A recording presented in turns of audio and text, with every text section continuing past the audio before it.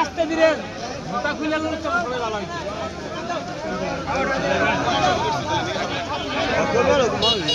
উন্মোচনের পথ যারা রুদ্ধ করতে চায়, সত্যকে যারা ধামাচাপা দিতে চায়, চাঁদাবাজ সন্ত্রাসীদের দৌরাত্ম যারা বাড়াতে চায়, আতঙ্ক যারা ছড়াতে চায়, আমরা ঐক্যবদ্ধ হয়ে ওই চাঁদাবাজ খুনিদের বুকে কম্পন সৃষ্টি করতে হবে। আপনারা সুখকে শক্তিতে পরিণত করুন, ভয় পাবেন না।